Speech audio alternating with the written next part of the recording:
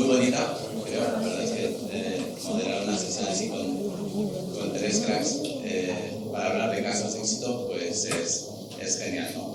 Hasta ahora ha estado muy bien hablar de las plataformas, de la fotónica integrada, pero yo creo que tiene un gran interés hablar de casos de éxito, de casos de aplicación, de cómo hay personas o equipos que utilizando esas tecnologías han conseguido crear un poco lo que Carlos dice, modelos de negocios sostenibles, empresas, y luego ya veremos si conseguimos pasarlas de 250 a 500 empleados. Sí. Pero lo que está claro es que primero hay que crearlas y que sean sostenibles, lo cual, estando en España, es todo un reto. Tenemos con nosotros a Carlos Avellán, que es cofundador y CEO de QSight. Luego le seguirá Laura Lechuga, que es su profesora y directora del grupo de fotónica integrada del ICN2. Y finalmente estará Daniel Pérez, que es cofundador y CTO de Cronix. Será un placer escuchar los tres casos de éxito. Tendremos unos 45 minutos, donde tenéis 15 minutos cada uno más o menos. Utilizar 10 minutos y así, como será muy interesante las presentaciones, podremos hacer preguntas.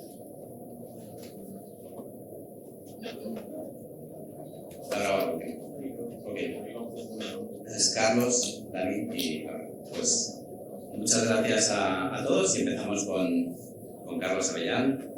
Carlos, cuando quieras. Spoiler.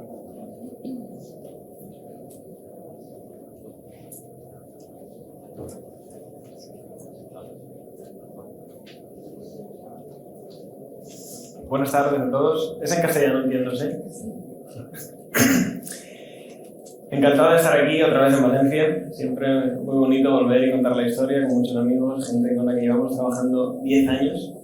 Así que os contaré un poco, algunos la habéis escuchado, pero quizá hay alguna cosa nueva que podéis ver, sobre el camino de QSight como empresa. La haré más desde la vertiente de la aplicación y del mercado, de dónde aplicamos nosotros, y luego cómo utilizamos la fotónica integrada como un elemento para conseguir esos objetivos empresariales. Y para que os ubiquéis en lo que nosotros hacemos, esto es realmente lo que nos interesa, ¿no? Utilizamos muchísimos números aleatorios cada día, trillones de números aleatorios cada día, principalmente para dos propósitos. El primero de ellos es para proteger nuestra información. Es decir, en el mundo de la criptografía, cada vez que enviamos un mensaje, utilizaremos números aleatorios. No lo sabemos, pasa por debajo en algún sitio dentro del hardware que tenemos en el bolsillo, en el ordenador y en centros de datos, pero los números aleatorios son fundamentales para que exista la seguridad. Si no hay aleatoriedad, no hay seguridad. Y el otro caso de uso en el que lo utilizamos es para la toma de decisiones. Hay una gran clase de problemas computacionales que no se pueden resolver de forma analítica, ya sea porque no se conoce o ya sea porque es que el problema en sí tiene incertidumbre, porque es de predicción, y utilizamos la aleatoriedad. Hay muchos de estos problemas que utilizan una cantidad ingente de números aleatorios y hay muchísimo espacio para hacerlo mejor. Porque ¿qué pasa cuando no hacemos bien la generación de aleatoriedad? Que o bien sacrificamos seguridad, y eso es muy malo, o bien sacrificamos eficiencia o capacidad de cómputo. En el mundo de la seguridad realmente estamos en un momento de cambio muy interesante, debido a que hace unos pocos meses, 2 o 3 meses, se anunció por primera vez cuáles van a ser la siguiente generación de estándares de Internet que se van a ocupar de proteger toda nuestra información. Aquí veis algunas noticias, si os fijáis en las fechas, hace 3 o 4 días de algunas de ellas, ¿no? Es todo muy reciente.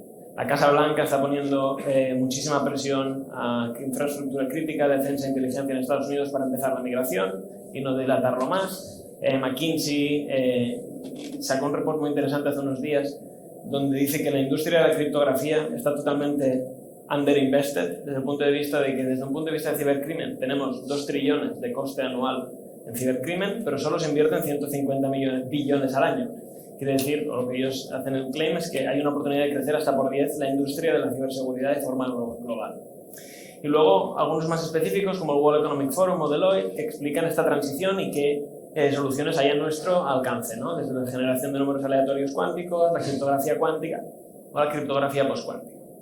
Al final el mensaje es hay que transicionar ya, y el motivo de transicionar ya, quizá muchos lo habéis escuchado ya y a falta de ser repetitivo, el reto de la criptografía de hoy es que se puede romper por ordenadores cuánticos. Y muchos dicen, pero no tenemos ordenadores cuánticos. Y eso es cierto. Quizá no los tendremos en 2 años, ni en 5, ni en 10. pero uno de los riesgos más grandes, y sobre todo es por eso los gobiernos están tan preocupados, entidades financieras, hospitales, es porque lo que ocurre es que se están almacenando datos encriptados hoy. Eso se llama data exfiltration. Tú almacenas datos encriptados hoy, esto no lo puedes romper. Pero esos datos ya los tienes. En el momento en que los puedas romper, todos esos datos van a pasar a ser visibles. Quiere decir que el problema lo tienes hoy. Si te importa que tus datos estén seguros por 10 o 15 años, y mucha de esta gente les importa que estén 30, 40 y hasta 80 años. Entonces está esta transición a lo que se llama Quantum Safe Crypto Agile and Hybrid Cryptography. La ciberseguridad se convierte en una prioridad para todas las empresas por motivos obvios. La transformación se viene de forma inminente. Lo que nosotros hacemos en QSIT es construir lo que llamamos una fundación muy fuerte a esta criptografía. Recordemos que la aleatoriedad es una parte fundamental y lo que queremos es mejorar esa base. Es decir, construir todo este castillo, o este edificio, toda esta nueva criptografía sobre una base muy sólida de aleatoriedad. Es decir, no invirtamos 150, 300 o 500 billones de dólares en hacer criptografía y luego tengamos aleatoriedad que no nos permita garantizar esa seguridad. Entonces, ¿qué hacemos? Como compañía entregamos las soluciones más avanzadas de aleatoriedad en 3 sectores: en la generación de la aleatoriedad, en la monitorización de la aleatoriedad y en el procesado de la aleatoriedad. Y sobre todo me centraré más en esa parte de generación y cómo usamos fotónica integrada para ello. QSIT somos una empresa fundada como spin-off del ICFO, un centro de investigación en fotónica en Castelldefels, un centro líder en muchos aspectos, sobre todo en la parte de quantum. Somos más de 30 personas, principalmente en Barcelona, con alguna parte del equipo en Madrid y parte del equipo en el Reino Unido.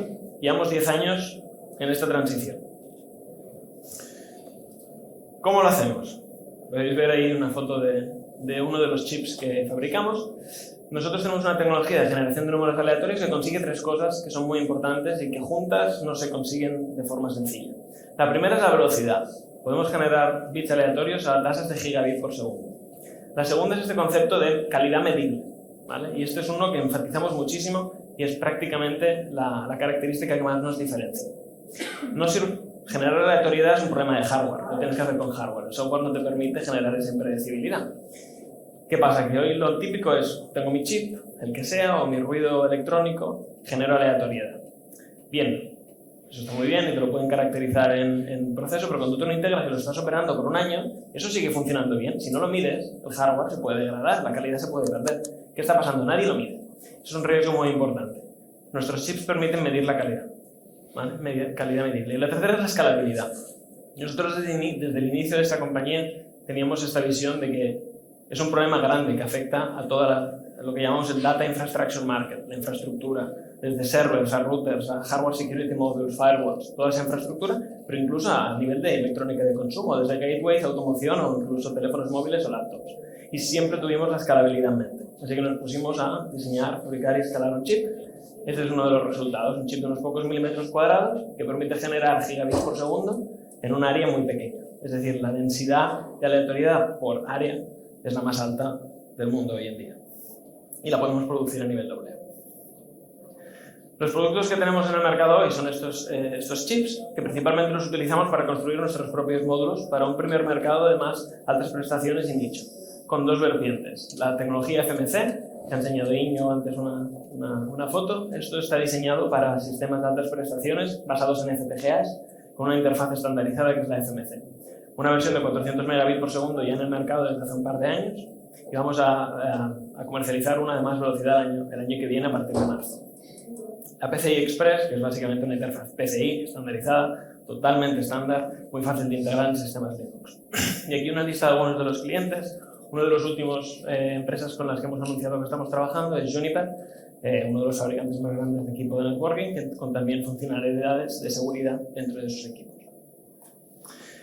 ¿Cómo utilizamos la fotónica integrada? Al final somos quantum de aplicación, pero en nuestro corazón tenemos la fotónica. Necesitamos la fotónica para extraer esta aleatoriedad. Y este es un poco el viaje al que fuimos, ¿no? Cuando estábamos en ICFO construimos aquellos dispositivos que veis en la imagen, muchas fibras, láseres discretos, que eran un tamaño relativamente grande. Hicimos un esfuerzo muy grande de demostrar que podíamos integrar toda esa fotónica en un solo chip.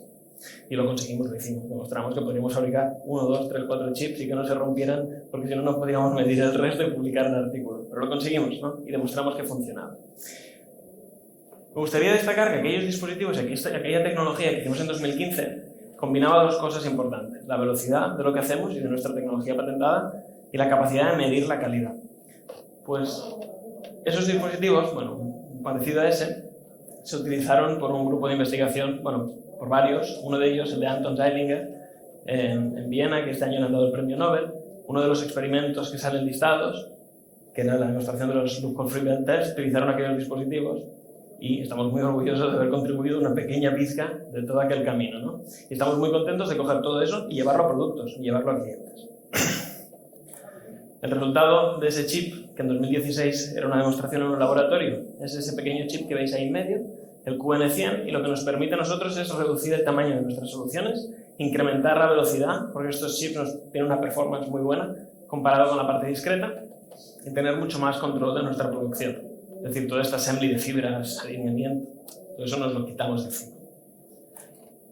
¿Cómo funciona? Muy brevemente, esto es lo que hay dentro de nuestro chip, son un par de láseres, un par de detectores y un interferómetro. Lo que hacemos es modulación directa de láseres, una técnica bien conocida en Telecom, y hacemos interferencia de pulsos ópticos.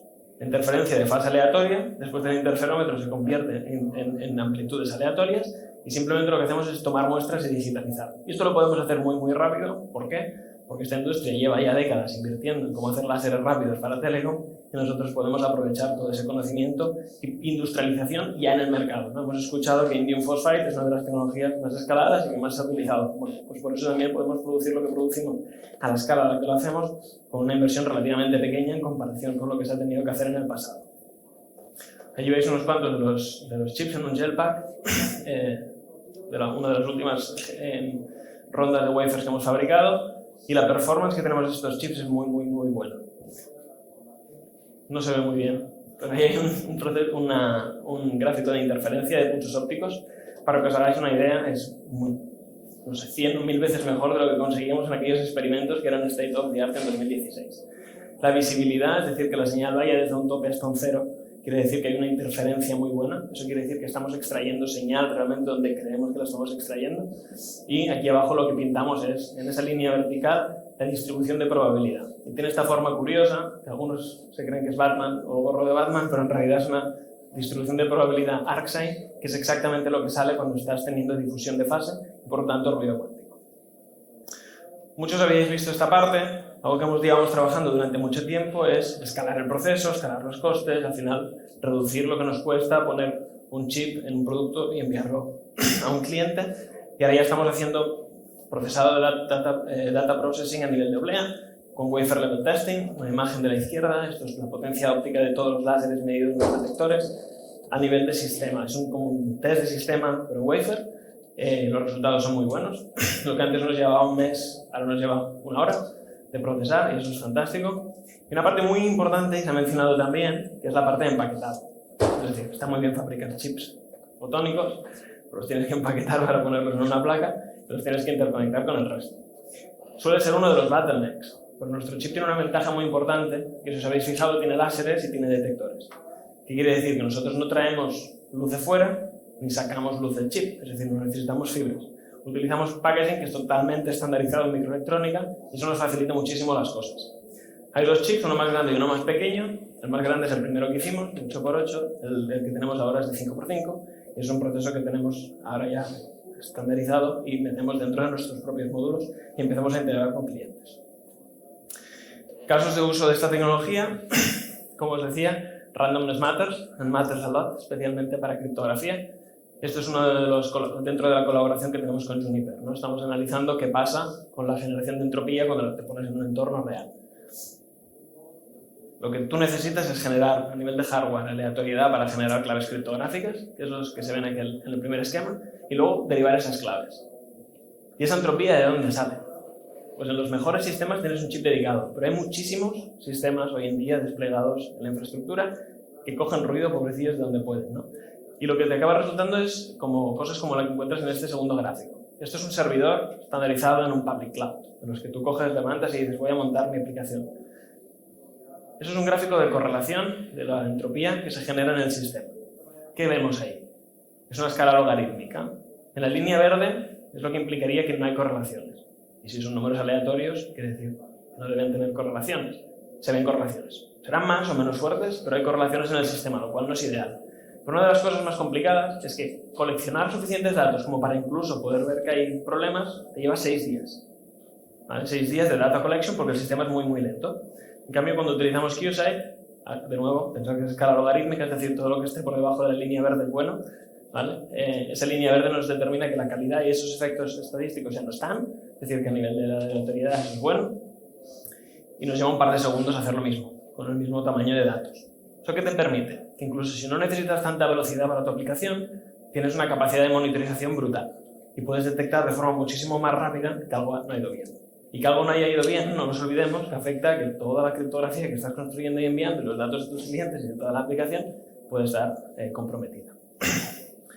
Y algunos ejemplos más ya para acabar. Hace años hicimos esta prueba con Telefónica dentro del Virtual Data Center, demostrando la generación de entropía a nivel de infraestructura para tanto uso interno como para el caso de cliente. Seguimos avanzando en esa línea. Trabajamos con LuxQuanta, otra spin-off de Info, que hacen criptografía cuántica, y ellos embeben nuestra tecnología dentro de su sistema para generar todas las claves y todos los estados cuánticos que se usan en criptografía cuántica.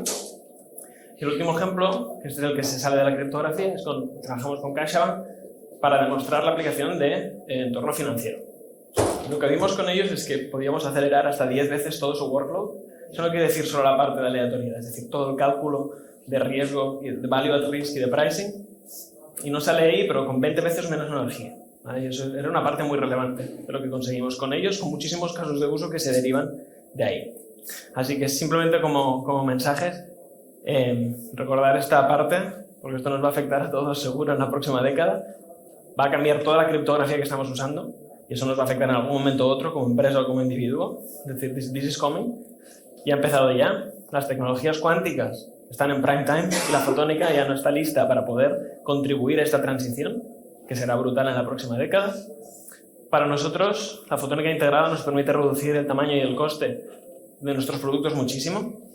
Y pensemos que esto no es solo porque serán más pequeños y porque tendrán un coste menor y por tanto podremos venderlos al mismo precio y tener más margen. No, es que si no conseguimos un cierto coste de producción, hay muchos mercados a los que no vas a entrar.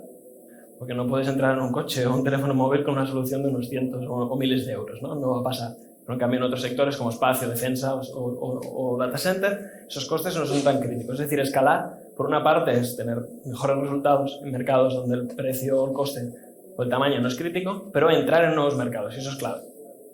Wafer Level Testing para nosotros está siendo un cambio de paradigma en todo el proceso de llevar desde Foundry hasta integrarlo en un producto.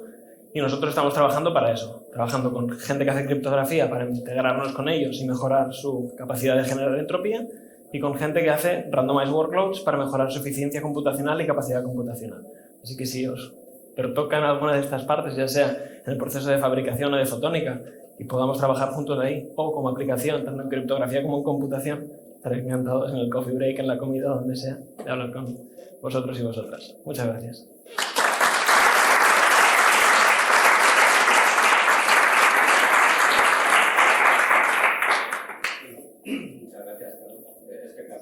Siempre, cada vez que van pasando los años y escucho el avance sin parar de todo lo que va desarrollando. ¿Dudas, preguntas para Carlos?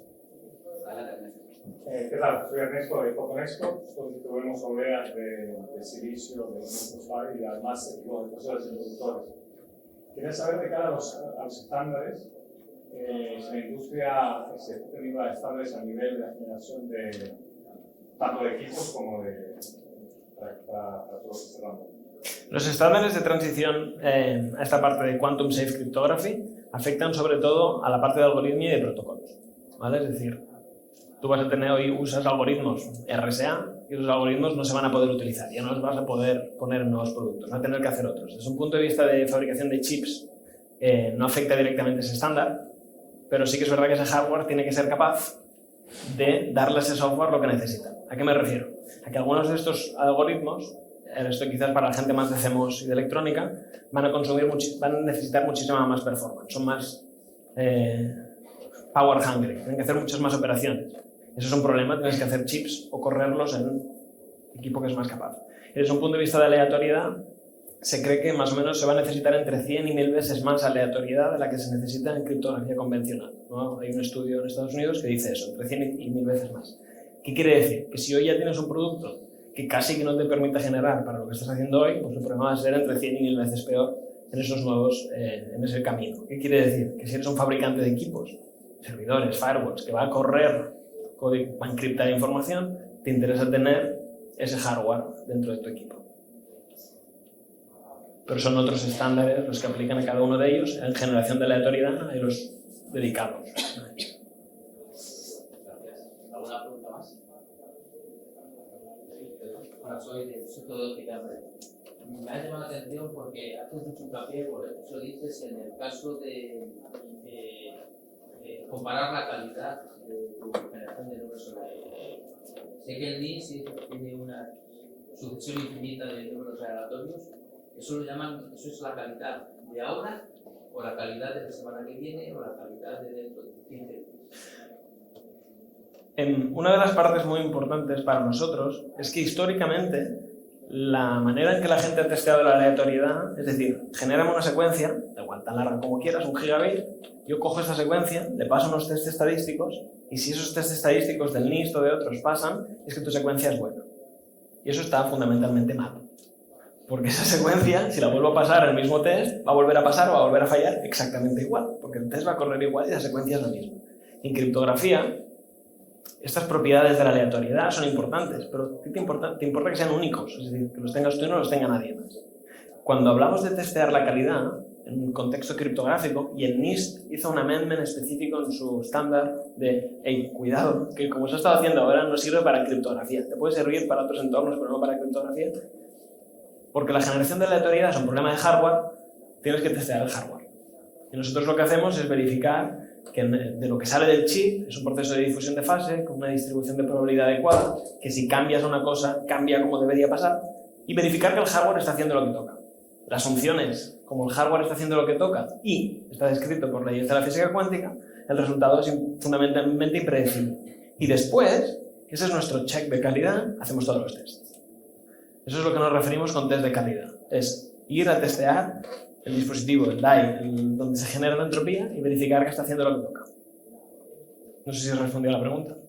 Sí, pero digo que si el estándar va a cambiar seguro dentro de unos años. Entonces, ¿quién define ese estándar? ¿Cómo se define? Estándar, hablamos de estándares de aleatoriedad, no de criptografía. No de criptografía, digo de la. Hoy en día el estándar, NIST tiene este documento que bueno, hay dos principalmente, uno en Alemania y uno en Estados Unidos. El alemán ya te exige tener esto del modelo estocástico y verificar contra ese modelo estocástico. Ya tiene esa parte. Es estocástico y no físico, es un poco más suave, pero digamos que ya es el camino que toca. El americano de momento no integra esto y solo tiene la parte estadística, tiene 3 documentos, A, B y C. El C todavía no se está implementando, pero va a estar implementándose dentro de poco. No está previsto que esto esté integrado, pero NIST lleva tiempo diciendo que quiere acercarse al máximo al tema de los alemanes en cuanto a la verificación de modelo estocástico, modelo físico, y por lo que sabemos están trabajando también en cómo traer eso, ya sea en este documento C o en una variante. Aparte de esto, salió una recomendación y un estándar hace poco de fuentes cuánticas, dedicado a Quantum Noise Sources. Y tiene también una descripción, pero eso es una recomendación, de momento no forma parte de lo que sería un proceso FIPS, un proceso Common Criteria. Es un mercado que está evolucionando. Muchas gracias. Seguro que hay más preguntas, nos dejamos para la comida para que nos vaya el tiempo con los siguientes ponentes. Gracias.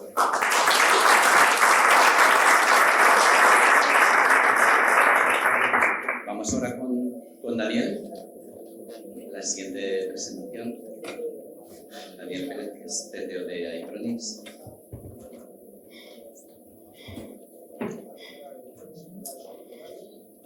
Daniel, cuando quieras.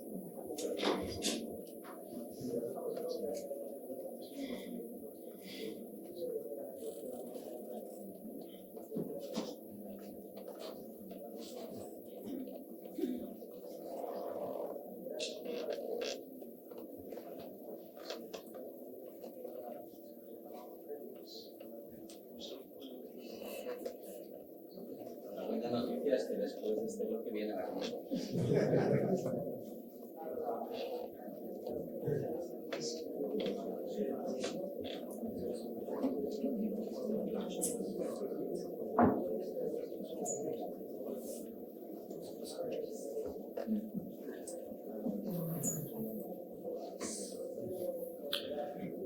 Vale, pues muchas gracias, Sergio, por la introducción. Estoy aquí para presentaros, muchos de vosotros no nos conocéis todavía, somos una empresa de relativa reciente creación, tenemos aproximadamente 2 años y medio de vida, somos iPronics y nos dedicamos a hacer fotónica programada. Entonces, en estos 10-15 minutos vamos a intentar tratar de daros una visión de lo que hacemos y de poner en valor ese caso de éxito que ha sido nuestra empresa.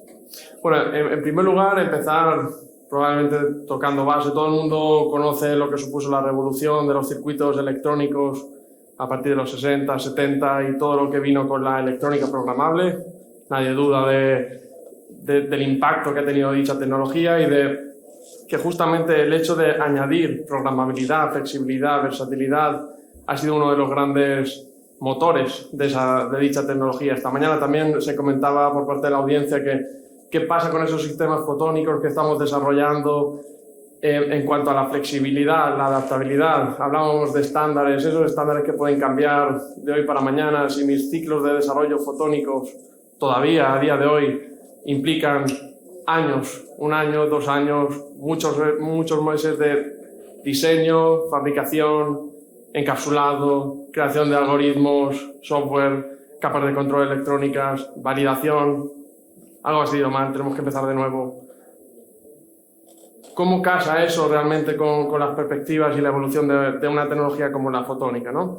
Y la realidad es que a día de hoy la fotónica, hemos analizado muchos de esos casos de éxito, tiene unas implicaciones en cuanto a reducciones de latencia, reducciones de power consumption, habilitación de muchas aplicaciones, muchas y nuevas aplicaciones. Sin embargo, el ecosistema está totalmente constreñido al desarrollo de application specific, es decir, estamos aproximadamente como en los 60, 70 en cuanto a la comparativa siempre peligrosa con la electrónica, ¿no?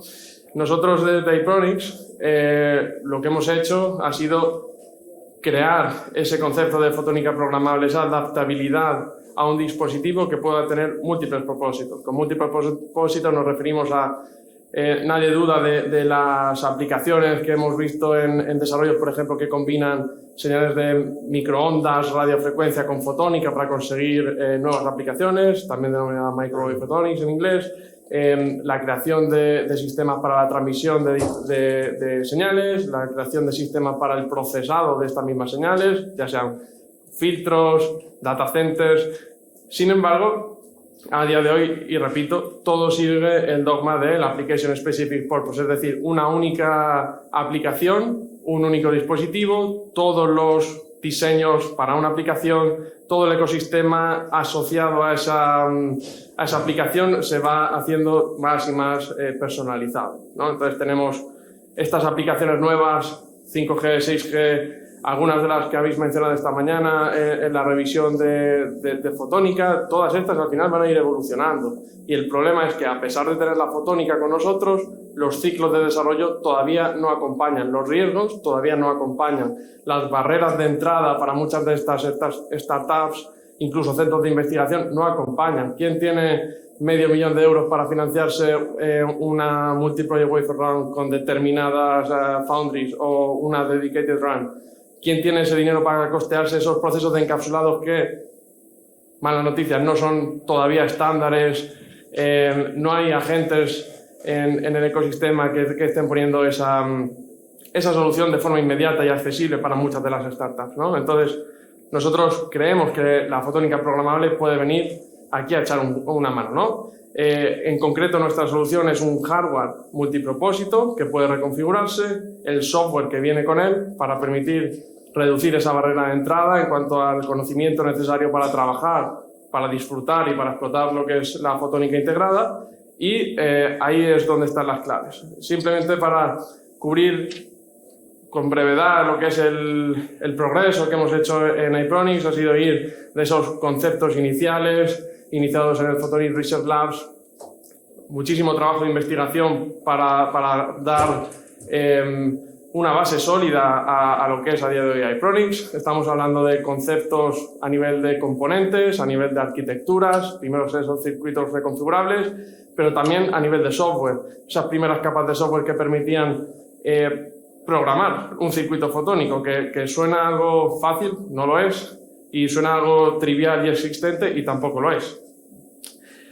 Una vez que hemos ido pasando estas primeras fases, como veis, de forma más seria con la constitución de la empresa en 2019, en cuanto a lo que es el path comercial, a partir de ahí la empresa ha crecido de forma exponencial, de 3 trabajadores, 25, seremos casi 30 a finales de este año, y podemos anunciar, todavía con la boca pequeña porque no lo hemos hecho oficial, que estamos haciendo ya esos primeros envíos para los primeros clientes del módulo que os enseñaremos ahora.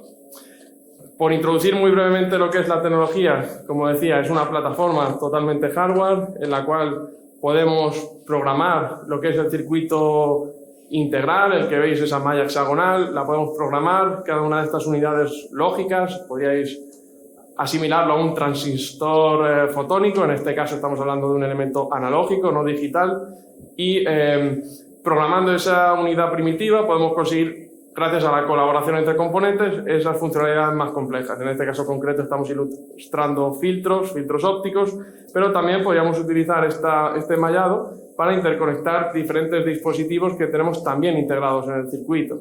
Estamos hablando de filtros más avanzados, de combinadores, splitters. Y en definitiva tener esa caja de herramientas fotónica que sirve para múltiples aplicaciones.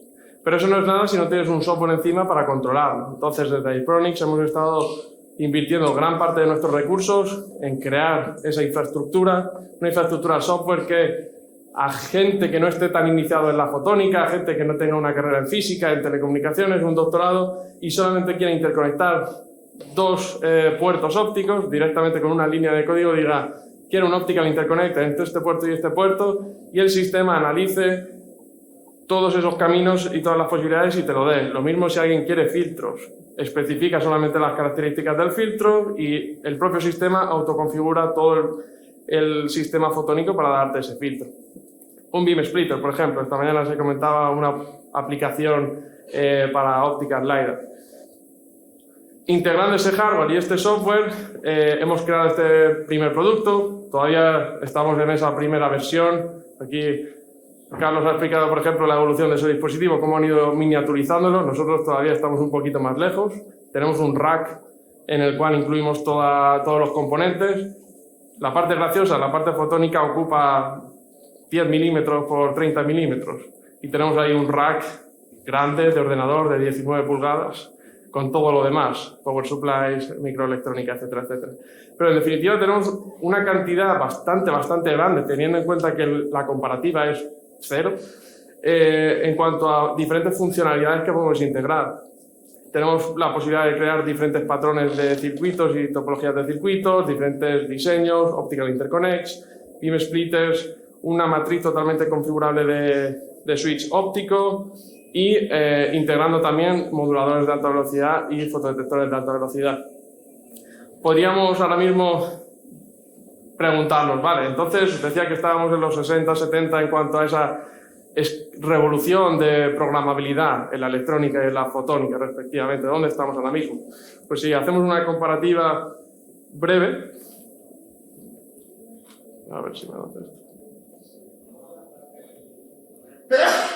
Vale, ya estamos. Podemos ver justamente eso. Realmente en la parte de la fotónica todavía estamos en esa esquinita a la derecha de la gráfica en la cual hace muy poco, a pesar de que la tecnología de fotónica integrada lleva más de 30 o 40 años en funcionamiento, es ahora cuando los procesos tecnológicos están alcanzando esa madurez que permiten que esta tecnología salga más allá de los data centers y de los transceivers, que los circuitos se vuelvan más y más complejos. Aquí estamos poniendo de nuevo una gráfica logarítmica en la cual la predicción que hacemos después de estudiar cientos de dispositivos es que la tendencia va a ser muy similar a la que tenemos en electrónica con la ley de Moore. Pero para conseguir esa escalabilidad, que por cierto no tiene por qué ser necesaria para la funcionalidad de nuestro dispositivo, como nosotros hemos demostrado, necesitas al final superar problemas, electrónica de control, comentaban, problemas de circuitos, tipo pérdidas, crosstalk, y además necesitas crear esa capa software que a día de hoy es inexistente, pero resultará de muy gran ayuda para cohesionar todos esos elementos y para mitigar algunos de los problemas que hemos mencionado aquí. Simplemente como visión de lo que estamos haciendo en iPronix, para esto os voy a poner un par de ejemplitos de esas aplicaciones automáticas que decía.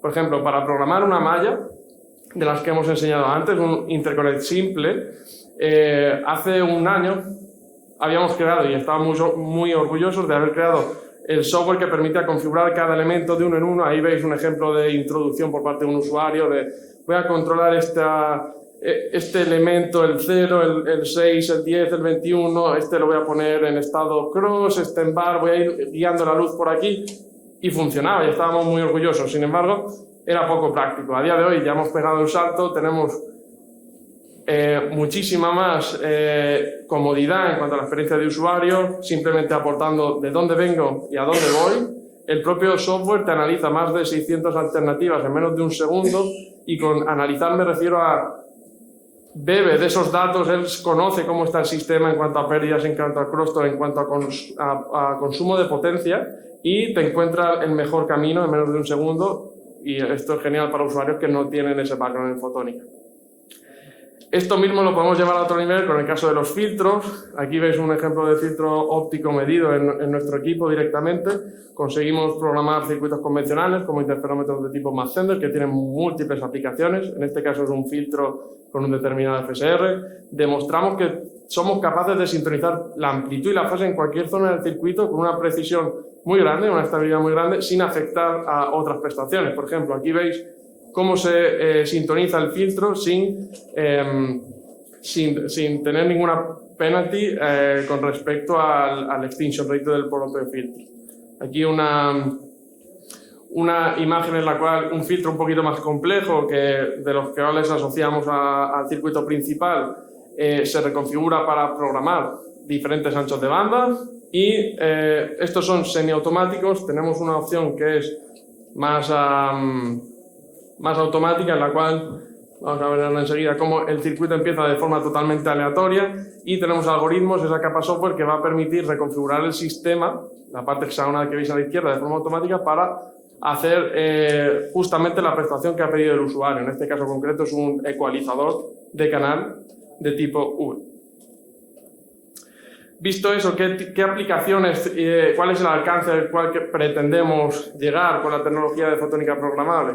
Bueno, se ha visto hasta ahora que la fotónica en sí, la fotónica integrada, y como bien hemos visto en la introducción de estas sesiones, tiene un alcance muy amplio, y está por ver dónde va a calar realmente en un futuro más cercano, pero sí que se atisban esos primeros nichos de RF Photonics, en la cual se procesa, se genera señales de microondas de radiofrecuencia con tecnología fotónica, o bien puramente óptico, estamos hablando de gestión de redes, LiDAR, o bien mediante computación, es decir, utilizar la propia tecnología fotónica y esa adaptabilidad y flexibilidad para hacer muchas operaciones en muy poquito tiempo.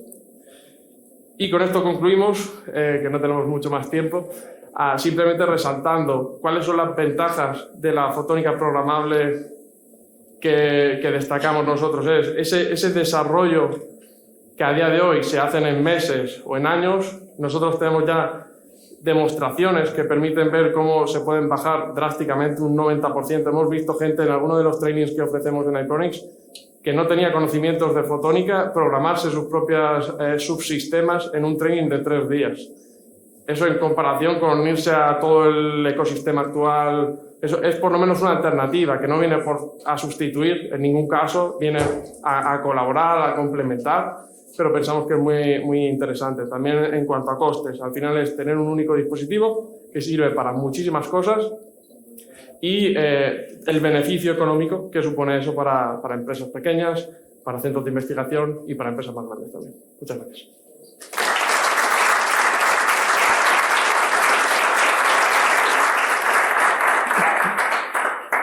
Muchas gracias, Daniel. Espectacular el desarrollo para todo el equipo de Pronix. La primera vez que vi a presentar todas las evoluciones de paneles de abejas, los mezclan con fotónica, tal, pero un poco la evolución que habéis hecho de toda esa programación y esa inteligencia artificial, ¿no?, detrás para facilitarlo, yo creo que es un salto espectacular. ¿Preguntas?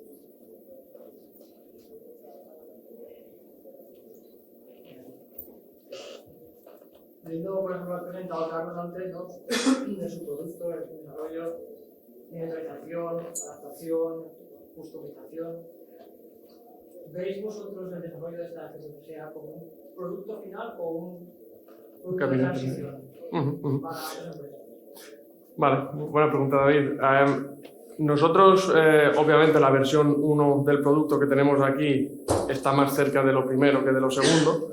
Es cierto que durante los últimos meses, durante todo este año, hemos tenido infinitas conversaciones con clientes finales y al final te das cuenta de que algunos de ellos ponen el enfoque en la adaptabilidad y no es un requisito el tamaño, el tamaño del dispositivo, el factor de forma.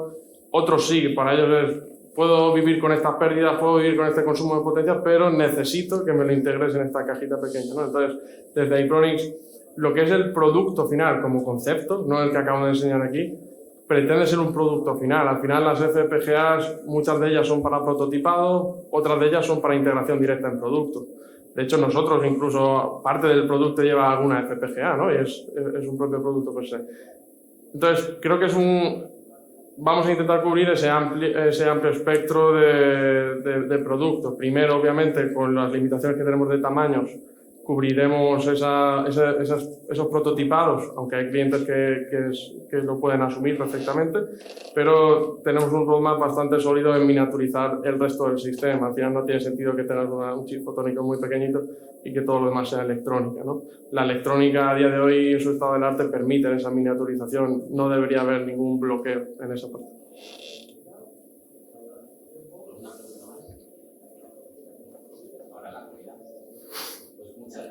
Gracias.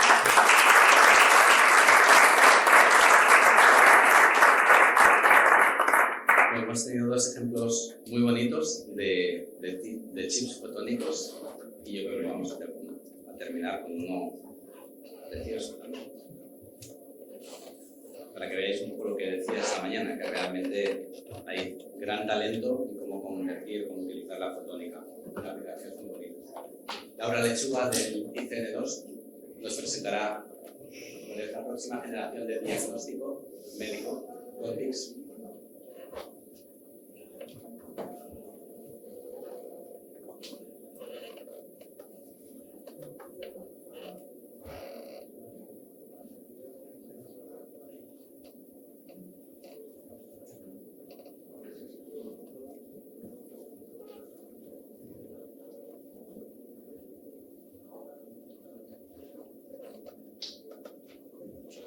Hola, buenos días. Ya sé que estamos todos ya deseando irnos a comer, pero ahora viene quizás lo más interesante, ¿no? Pero quizás una aplicación diferente que es en salud y ver cómo podemos utilizar todas estas tecnologías en el área de la salud. Bueno, creo que todos ya nos acordamos, nos estamos intentando olvidar de la pandemia, pero hace 2 años, en marzo del 2020, cuando se empezó toda la pandemia, quizás recordaréis que la única manera de saber quién estaba infectado o no era hacerse una PCR, cuando se sabía la secuencia del virus. Una PCR se hace en varias horas en un laboratorio, siempre en un laboratorio centralizado por técnicos especializados. Pero resultó que, claro, cuando hay que hacer la PCR a miles o millones de personas al mismo tiempo, las colas que se montaron fueron tales que había gente que no conseguía tener la PCR ni siquiera en semanas, ¿no?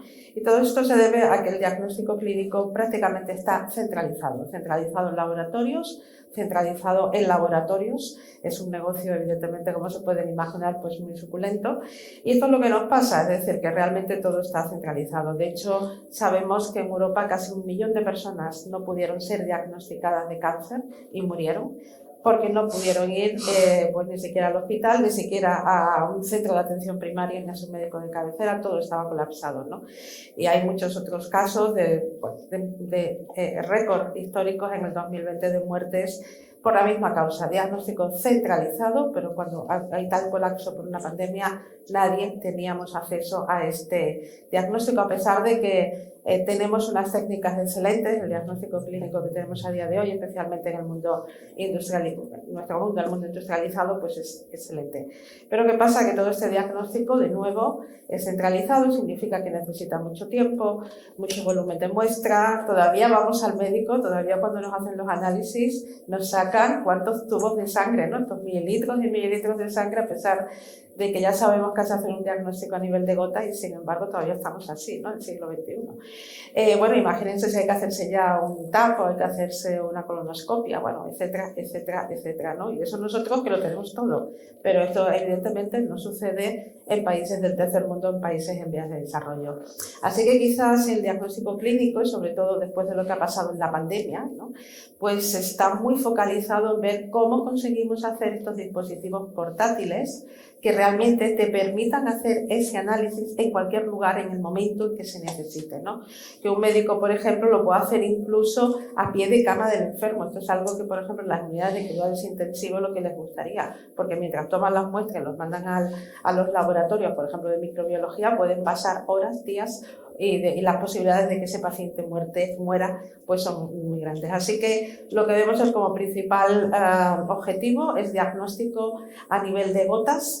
Todo el diagnóstico hay que hacerlo prácticamente en el cuerpo, o sea, utilizando líquidos o biofluidos humanos, y que ese diagnóstico pues nos permita hacerlo a nivel de una gota de sangre, de orina, de lágrima, etcétera, que lo pongamos poder en estos pequeños dispositivos portátiles. Primer biosensor que es implantable, o wearable, como se llame, el biosensor de glucosa que sacó la compañía Abbott poco tiempo antes de la pandemia. Es el único biosensor que además que es un biosensor que está aquí, lo habrán visto, este circulito blanco, ¿no?, que lleva mucha gente en el brazo, lleva unas agujas, está pinchando constantemente al enfermo, extrayendo el líquido intersticial y midiendo aquí el nivel de glucosa. Bueno, esto es lo que llamamos la tecnología descentralizada y es hacia lo que tenemos que ir, ¿no? Y esto lo puede permitir solamente un tipo de dispositivo que llaman biosensores. El biosensor de glucosa es el ejemplo paradigmático, un diagnóstico fácil, pero con una alta sensibilidad, que sea muy rápido, que sea muy fiable, ¿no? Eso es lo que todos queremos, y con esa mínima cantidad de sangre. Bueno, biosensores, quizás ya como decía, el más paradigmático, el de glucosa. 500 millones de personas lo utilizan todos los días en el mundo. Esto es una discusión, podemos tener la comida, es un biosensor que tardó casi 20 años en llegar al mercado, ¿no?, a pesar de, como todos sabemos, la increíble mejora que supuso en la calidad de vida de los diabéticos, ¿no? Otros biosensores más sencillos, el de embarazo, el del test de la COVID, ¿no?, que el test de antígeno, que ahora ya todos sabemos perfectamente hacernos el test. No les voy a preguntar a cuántos de la sala saben cómo se hace el test y por qué funciona, pero bueno, estos son biosensores un tanto sencillos porque solo te dan un sí o un no, y realmente en el campo del diagnóstico lo importante es también la cuantificación, algo que se ha reclamado durante toda la pandemia a los médicos. Quiero saber cuándo es la carga viral de cada persona, ¿no? Porque si no, no sé si una persona que está en la UCI, cuando le estoy dando un tratamiento, si esta persona está mejorando o no está mejorando, ¿no? Bueno, pues este es el tipo de tecnologías a las que nos dedicamos, ¿no?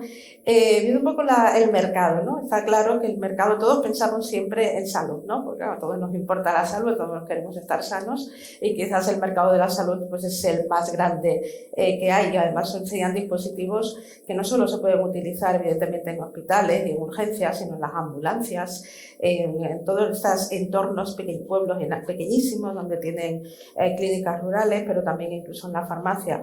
Pero no nos olvidemos que es una tecnología también de la más adecuada para todo lo que es el control medioambiental, todo lo que es, por ejemplo, el control de plagas en agricultura, y, por ejemplo, también todo el manejo en veterinaria, ¿no?, de saber también todo tipo de la alimentación que se les está dando y el manejo de la salud de los animales. Mercado, estamos hablando de unos 25 billones en 2021, con un crecimiento anual que se predice de un 8% anualmente, pero esto parece que incluso puede estar cambiando, como digo, porque después de la pandemia, pues por fin se ha puesto en su sitio y se ha puesto el foco en esas tecnologías que necesitamos, tecnologías, recuerden, diagnóstico descentralizado para poder dar una solución a muchos temas de diagnóstico. Pero cuando hablamos de un biosensor, en el caso de un biosensor, pues uno tiene que tener su sensor, en este caso podemos utilizar un circuito fotónico, pero hay que incluirle siempre una parte biológica. Esta es la gracia de todos los biosensores, siempre llevan dentro un receptor biológico, ya sea una proteína, ya sea un ADN, ya sea algo, tiene que haber algo biológico incorporado en el circuito óptico. Pero además de eso, ya no solamente que hay que hacer un biosensor, sino que, por ejemplo, en nuestro caso que utilizamos biosensores fotónicos, hay que pensar también que hacer una ingeniería completa, es decir, hay que introducir la muestra biológica, aunque sea a nivel de gota o de microgota, con una microfluidica adecuada. Un sensor óptico necesitaremos láseres o LED para iluminarlo, necesitaremos fotodetectores, necesitaremos electrónicas. Si queremos hacer un sistema portátil necesitaríamos colocarle también una batería, necesitamos colocarle un módulo Wi-Fi. Es decir, hablamos de una ingeniería completa del dispositivo, que no se nos olvide, que no se trata solo de hacer el chip fotónico, sino que además es una periferia, por así decirlo, muy, muy importante en este caso de dispositivo, especialmente la parte biológica, que es la más delicada y la más compleja de todos. La fotónica es una de las tecnologías más competitivas para fabricar este tipo de biosensores que se llaman point of care. Existen muchas tecnologías, podemos usar electroquímica, hay gente ahora que está usando incluso papel para hacer esto, pero que no nos olvidemos que la fotónica es una de las más competitivas porque te permite unos niveles de sensibilidad que prácticamente no lo permiten otras tecnologías y pueden llegar a detectar hasta la presencia de un único virus o una única bacteria en una muestra humana.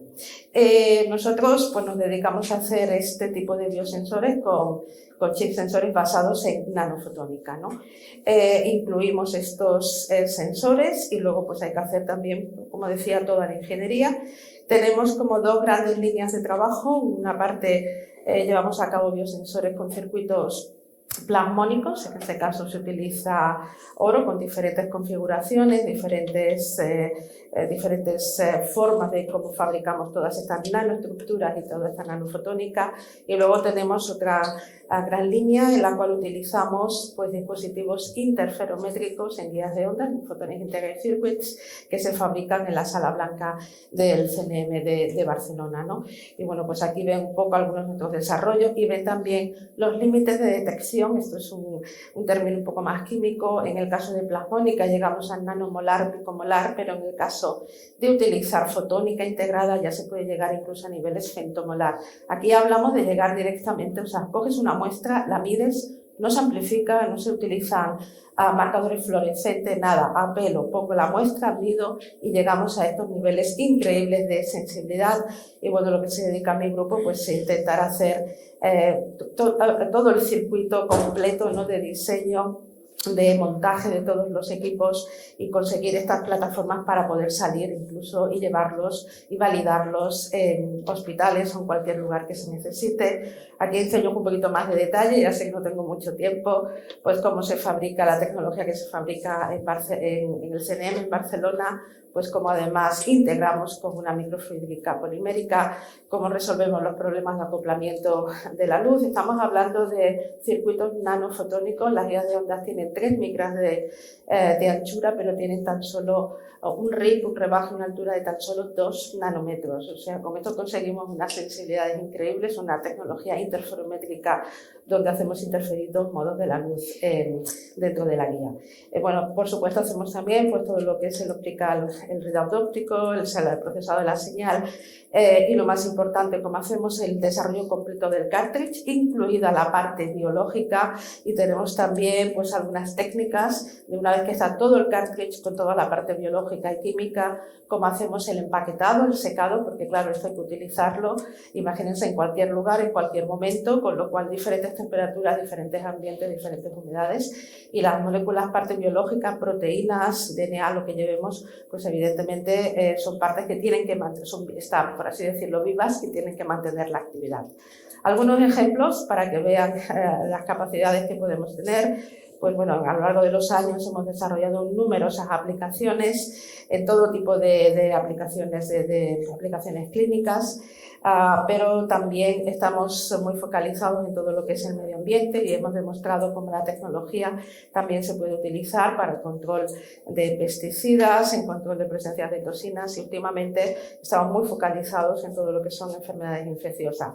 Les pongo algunos ejemplos rápidos de lo que hemos hecho, cómo se puede hacer un chip o un biosensor para un diagnóstico muy rápido de la alergia a antibióticos, es decir, que realmente sin hacer estas pruebas, ¿no? ¿Te acuerdas que te ponen todo el brazo lleno de pinchazos? Pues con este chip pues podríamos llegar a hacerlo, ya lo hemos demostrado, porque en nuestro caso todo el trabajo siempre está validado con muestras reales de hospitales, es decir, no es solamente un trabajo que se haga en laboratorio, sino que además siempre se llega a la validación clínica con casos reales. Hemos desarrollado otro muy interesante para monitorizar el control de los anticoagulantes, del Sintrom, como desgraciadamente tiene que utilizar muchos enfermos, pero tiene un rango terapéutico muy pequeño, con lo cual hay que estar controlándolo continuamente, y esto le permitiría a la gente con tan solo 100 microlitros, es decir, un pequeño pinchazo de su plasma, de su sangre, podían llegar a medir cuál es su concentración en cada momento y, por lo tanto, inyectar o no tomar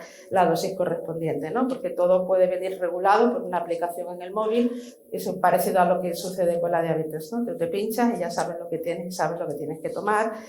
Con la empresa Biomedad en Sevilla hemos desarrollado otro biosensor Point of Care para detectar el consumo de gluten en los enfermos celíacos. Esto sería en orina, con lo cual con unas gotas de orina pues puedes llegar a saber también quién ha tomado gluten o no, incluso aunque hayas tomado unas pequeñas cantidades, por ejemplo, simplemente una contaminación cruzada en un restaurante, pues con esto podrías llegar a saber si has tomado gluten o no. Uno de los campos en los que más trabajamos es la detección precoz de cáncer. Sabemos que el cáncer, bueno, desgraciadamente, estas enfermedades para las que no hay cura y por lo tanto todo lo que no hay todavía, no se sabe cuáles son sus bases biológicas y por lo tanto quizás lo más adecuado es una detección precoz.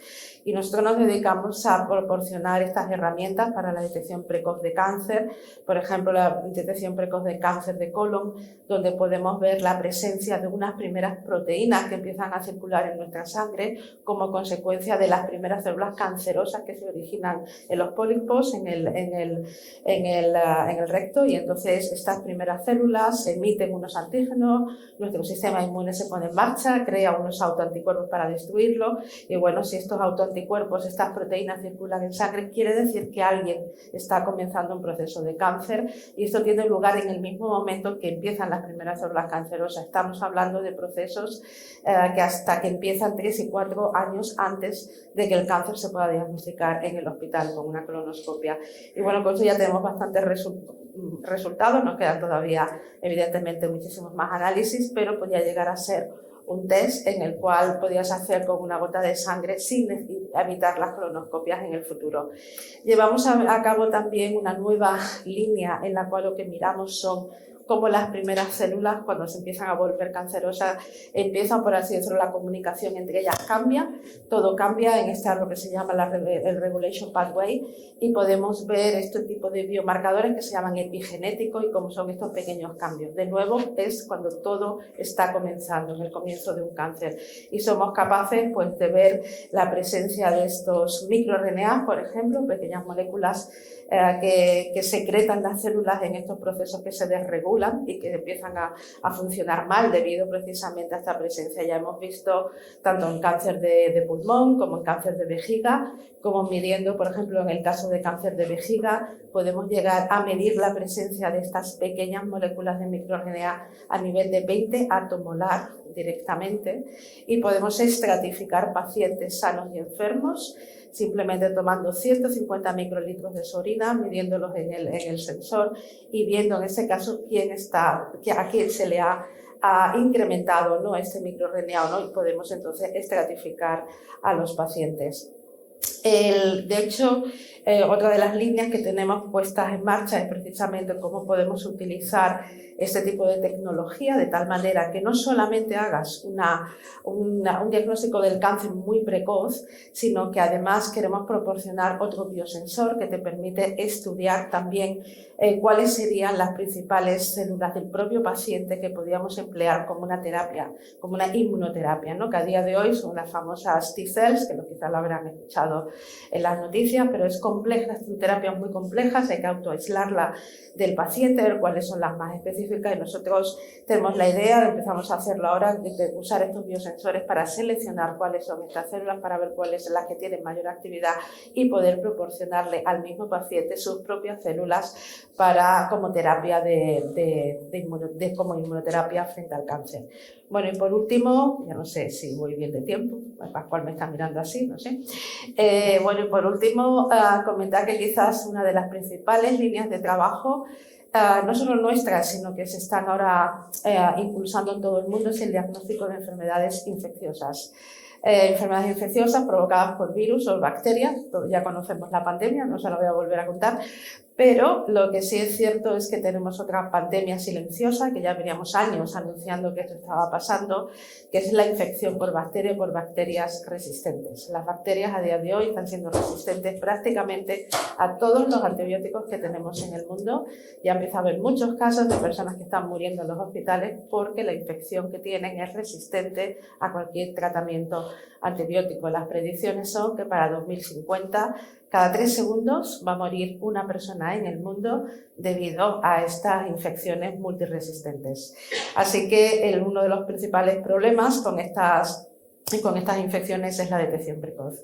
Les enseño, antes de pasar a las bacterias, les enseño también el trabajo que hemos hecho en el desarrollo para luchar contra la COVID-19, en el cual hemos desarrollado un biosensor para detectar el SARS-CoV-2, y en este caso nuestro biosensor nos permite no solamente saber si una persona está infectada o no, no solamente un sí o un no, como pasa con los test de antígeno, sino lo más importante es que nosotros podemos cuantificar desde 100 hasta 10 a la 7 virus por mililitro, o sea, podemos saber cuál es el nivel de infección que tiene esa persona. Ese trabajo además lo hemos hecho utilizando unos nanoanticuerpos que se han desarrollado en el CNBT, en el CSIC. Nuestra principal motivación aquí era ver que toda la tecnología se desarrollaba en España, con los chips que se fabrican en el CNM en Barcelona, con los nanoanticuerpos, ¿no?, que se han desarrollado en el CNB, y todo nuestro trabajo en este biosensor Point of Care para ver que realmente en menos de 15 minutos pues podemos determinar quién está infectado y además cuál es la carga viral que lleva cada persona en cada momento. También hemos desarrollado otro biosensor para el test serológico, en el cual pues igual de nuevo no solamente es un sí o un no, sino vemos quién ha desarrollado todas estas inmunoglobulinas, pero además damos un número cuantitativo. Esto es muy importante para saber cuál es la respuesta inmune de cada persona frente a la COVID-19, por ejemplo, para las campañas de vacunación, para saber a quién hay que ponerle una dosis antes, a quién antes hay que ponerle esta dosis de refuerzo, tan solo 15 minutos, una sensibilidad excelente. Hemos hecho cientos de muestras clínicas del Clinic de Valdebrón y ahora mismo pues está en proceso también de transferencia de tecnología. Y les comentaba el tema de las bacterias. Ya llevamos años trabajando en esto, y con estos chips fotónicos pues somos capaces de detectar bacterias hasta límites de detección de tan solo 8 bacterias por mililitro de una forma directa, es decir, inmovilizando anticuerpos, es decir, receptores específicos frente a la membrana de la bacteria. En este caso particular vemos los resultados de la E.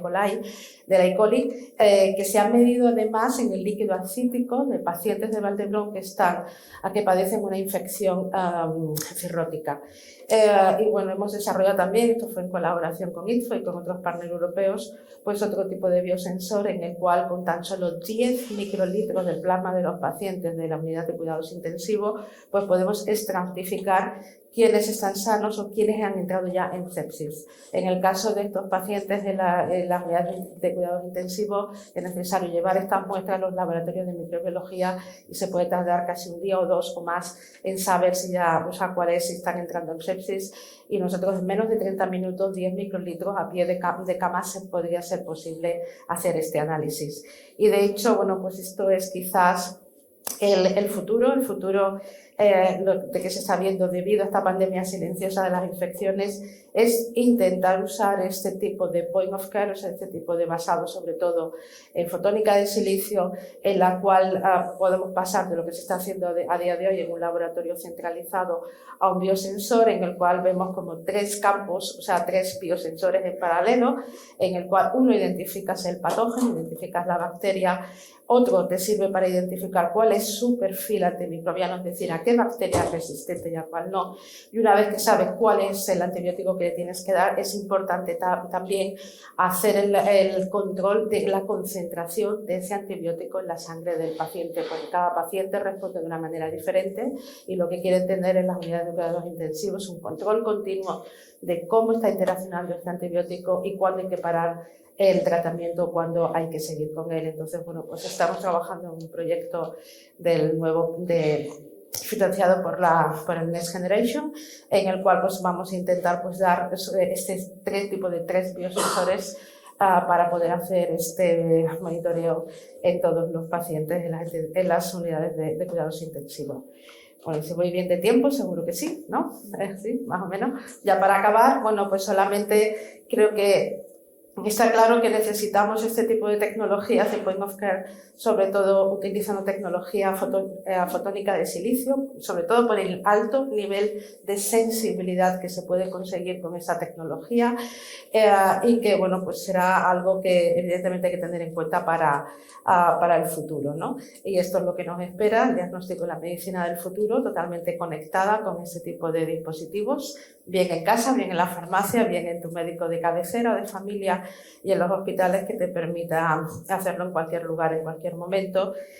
Y nosotros estamos ahora mismo en el proceso de constituir una nueva empresa, Heroica Diagnósticos, será mi tercera empresa, en la cual pues queremos utilizar este tipo de tecnología un poco como concepto cafetera Nespresso, es decir, porque la gente al final lo que quiere es una caja en la cual puedas poner tu cartridge correspondiente para cada aplicación, pongas la muestra, le des al botón y tengas el resultado. Y esto es un poco en lo que estamos ahora mismo entretenidas.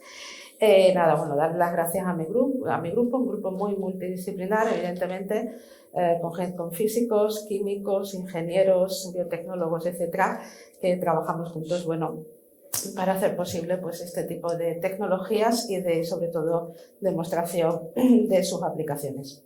Gracias a todos.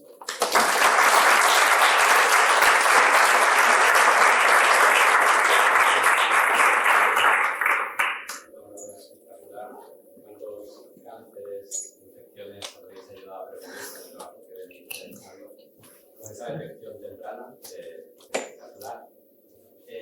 ¿Alguna pregunta para Laura? No vale de cosas ahora en la comida, pero ¿hay alguna específica que queráis hacer? Carlos.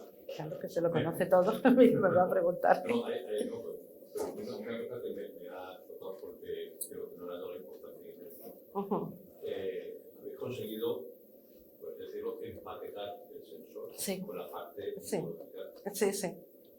Eso, si no lo cuento, la gente lo desconozca, muy importante. Sí, no lo cuento porque lo hemos registrado como secreto industrial.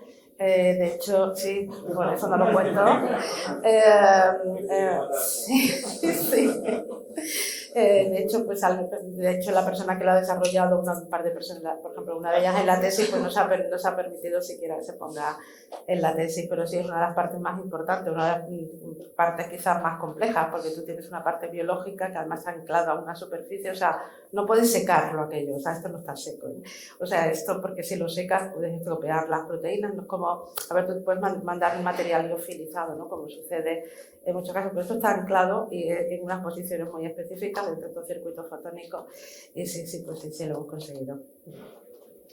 Sí, pues es un secreto industrial, por eso no cuento nada, lo dejo ahí. Sí. ¿Alguna pregunta más? Sí. Gracias por la charla. ¿Cuál es el coste actual de cada sensor y cuál es el target de mercado? Sí. Bueno, a ver, el coste, evidentemente, una cosa es a nivel de laboratorio, ¿no? Y en cualquier cosa el coste siempre es bajo, porque todos los que trabajamos en este campo siempre estamos pensando en que tienen que ser tecnologías de bajo coste. Por lo tanto la de plasmónica que utiliza oro son muy baratos, que fabricamos nosotros mismos. Y en el caso de los circuitos fotónicos interferométricos que utilizamos, claro, los fabricamos, se fabrica en la sala blanca del CNM. Estos, evidentemente, es una sala blanca, por así decirlo, nuestra, que somos usuarios internos y es mucho más barato, ¿no? Pero claro, en cuanto a escalaras esto a millones de imágenes, pues también baja el precio. La parte biológica que se utiliza es mínima, aunque son, por ejemplo, los reactivos, los nanoanticuerpos, pues ese tipo de cosas son caros, pero como lo que utilizas es una mínima cantidad en estos dispositivos, más o menos los análisis, lo que tenemos cuantificado es que pueden llegar a costar, todo depende de qué análisis, ¿no? Pero te puede llegar a costar 5 euros o 10 euros, pero imagínate, por ejemplo, cáncer de colon, si yo te hago un chip en el cual te emito una colonoscopia, la colonoscopia vale 500 euros, aquí en la Seguridad Social Española. En Estados Unidos te vale $2.500, es decir, que yo te puedo dar un chip que haga lo mismo, pues puedo aumentarle bastante más el precio, ¿no? O sea que todo depende de evidentemente de la aplicación. Otra cosa de la que no se comenta, y es uno de los principales problemas que ha habido en la pandemia, es que todo se tira, ¿no? En el diagnóstico clínico se supone que no puedes mezclar muestras de pacientes y cualquier test antígeno, ¿verdad? Todo lo tiramos a la basura, ¿no? O sea, el daño medioambiental está siendo increíble. Nosotros sabemos cómo reutilizarlo todo, sabemos cómo reutilizar el receptor biológico a veces hasta 10, 20 veces. Pero cuando esto ya se ha estropeado, sabemos además cómo reutilizar el chip completo. Es decir, que todos estos chips que fabricamos en la Sala Blanca, nosotros sabemos ahora cómo limpiarlos completamente y reutilizarlos una y otra vez. Así que yo espero que la empresa, nuestra empresa, el modelo de negocio pueda ser incluso esta cosa que se llama circular, ¿no? Ofrecer, recoger todos estos dispositivos y volver a reciclarlos, sobre todo desde un punto de vista del daño medioambiental, ¿no? Si te lo permite la regulación clínica. Pero es bajo coste, ¿eh? No estamos hablando nunca de tecnologías de alto coste. Todo lo que hacemos es invisible, todas las componentes ópticas, electrónicas, todo es de muy bajo coste. Todo. Microfluídica en polímero, PDMS, todo es muy bajo coste. Muchas gracias. Pues si no tenéis más preguntas, vamos a tener que cerrar ya aquí, pero nos van a quitar